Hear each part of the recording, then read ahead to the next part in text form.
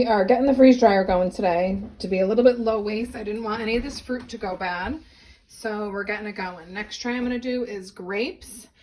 There is a fine line between when food is ready to go in the food processor and when it's ready to go to the chickens. So you want to make sure that your food is worth preserving in its current state and that it's not like soft.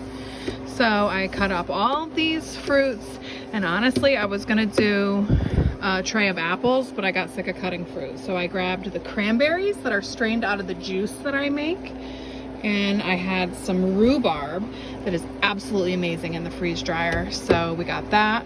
And this last tray here, I had bought my kids some chocolate milk thinking I would be a nice mom and let them have a nice treat, and they haven't even touched it. So I'm gonna dump this in here and we'll make some chocolate milk powder. So I think before I do liquids next time, I'm gonna have to level this because it's very thin in the front and thick in the back. So I only went ahead and used half of this half gallon. Here's what we ended up with from that batch. I just mixed everything together in one, and it's super delicious. The mangoes, I just love them. This is that chocolate milk. Then I separated some of the cranberries out because one of my friends wanted some of these because they are very good for you. And then the rhubarb. The first batch of rhubarb I did, I had soaked in sugar water and then froze it. I think I'll do the sugar water again because this is just a little too sour, whereas it was more like a candy before. I would take a minute and answer some of the questions I always get asked about the freeze dryer. And ours is a Harvest Right, and this is the large one. And we have a oil pump. It comes with an oil filter, so that's super easy to do. We've already had to do it one time. There is a gauge that tells you when you need to do it next. So we have some ways to go. We just have it rigged with a bucket underneath to collect all the water. And really, it's all electronic. So it's just pushing a button, following the directions, and then moving this from open to close.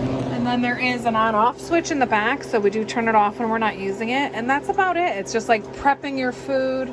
You do have to turn it on for 15 minutes before you load it.